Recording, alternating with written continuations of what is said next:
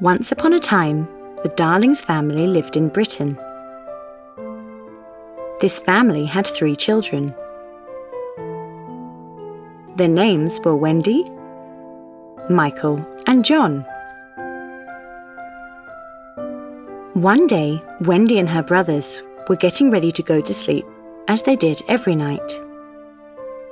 Wendy read stories to her brothers, and they fell asleep together. After a while, a boy appeared in the window. This boy was Peter Pan, and he was searching for his shadow, which had fled him. He opened the window and floated into the room. Right behind him, his fairy Tinker Bell entered the room, glowing in the dark. As they looked into the room, they spotted Peter's shadow. Peter quickly flew towards the shadow to catch it, and with a quick lunge, he grabbed it by the foot. Afterwards, he landed on the floor and started tying his shadow to his foot. But whatever he did, the shadow wouldn't attach to him. Tinker Bell was trying to help him, but she couldn't do anything either. Wendy woke up to all this noise and suddenly saw Peter in front of her. "Who are you? How did you enter here?" she asked in fear. Peter stood up, and as he floated into the air, he introduced himself, saying, "I'm Peter," and showing the shadow he held in his hand, he added, "I came here to find my shadow, which had fled, and attach it back on my body." Wendy was shocked to see this flying boy in front of her. It was just like the stories she read to her brothers. She took a liking to Peter, and she said she was good at sewing, and she could sew the shadow to his feet if he wanted. Then she quickly sewed Peter's shadow to his feet. The shadow couldn't run away from Peter anymore. Peter was very happy. Tinker Bell, on the other hand, was very jealous. She told her that if she wanted, she could come to Neverland with them, where children never grew up. Wendy said she would love to, but she can't leave her brothers. Upon this, Peter suggested to take them too. Wendy accepted Peter's suggestions and quickly woke her brothers up. Her brothers were very surprised to see Peter. When Wendy told them everything, they were overjoyed. "Okay, now we will go there flying," Peter said.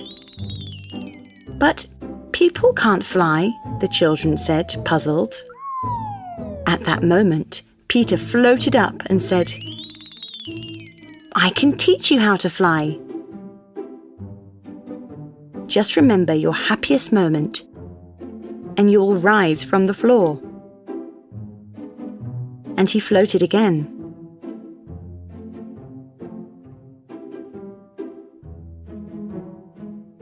Michael closed his eyes, saying, "Then this will be easy." And, thinking of his happiest moment, he let himself drop from the bed. However, as soon as he fell from the bed, he hit the floor. Peter laughed and said, "Unfortunately, that's not enough by itself. You also need some fairy dust."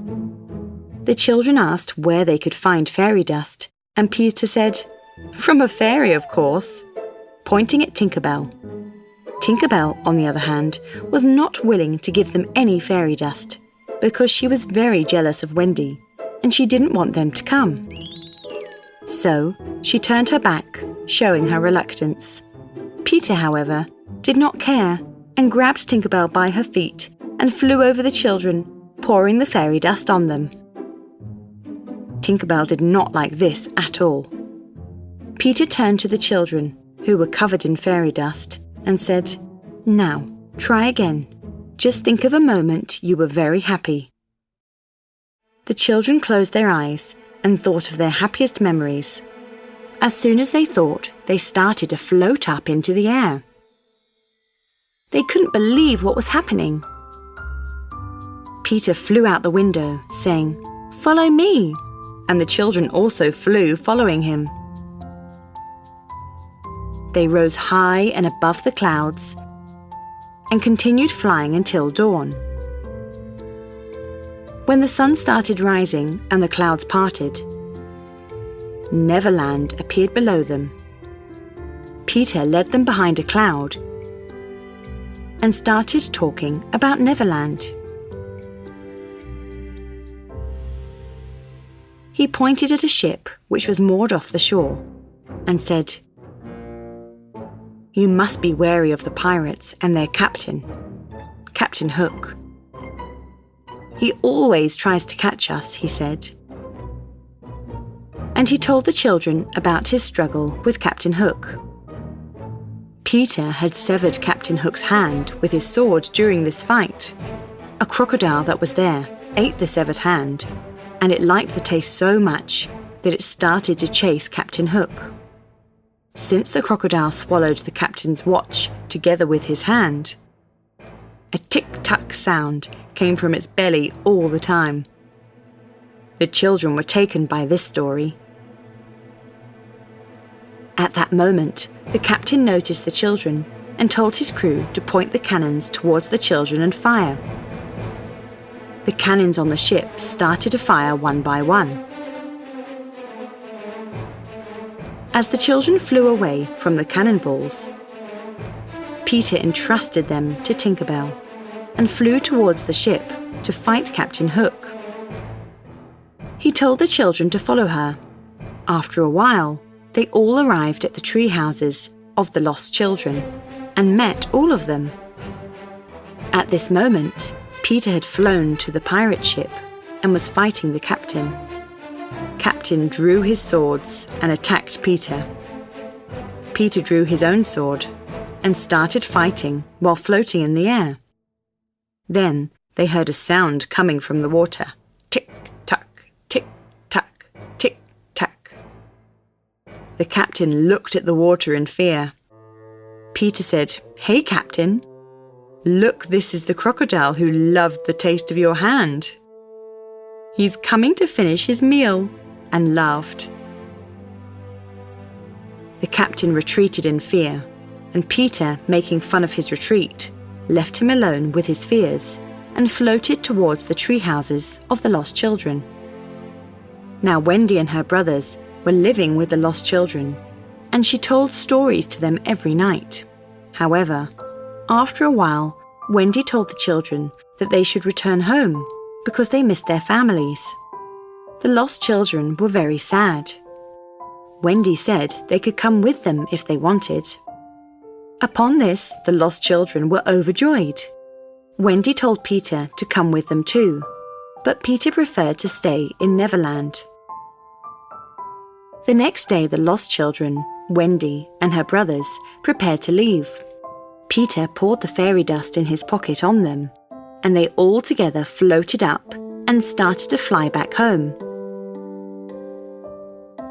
As they were passing over the bay where the pirate ship was anchored, the pirates noticed the children and threw a net and caught the children. Tinker Bell saw this. Although she was jealous of Wendy, she quickly flew to Peter and told him that the children were trapped. Peter immediately flew to the pirate ship.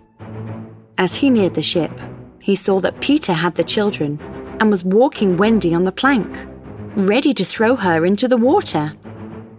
He flew, not letting anyone see him, and hid under the plank. At that moment, the Captain Hook pushed Wendy into the water with his sword.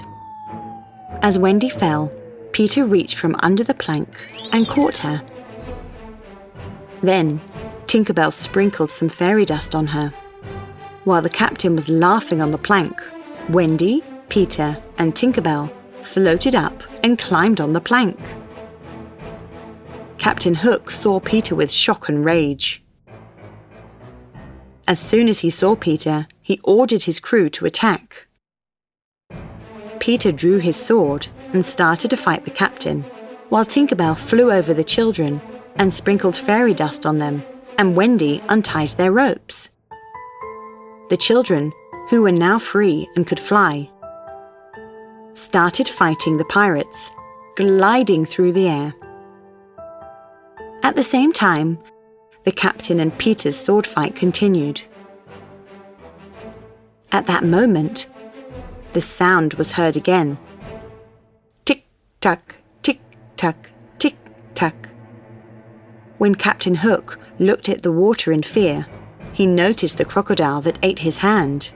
Captain, who was distracted with fear, lost his balance on the ship's mast and started falling towards the water.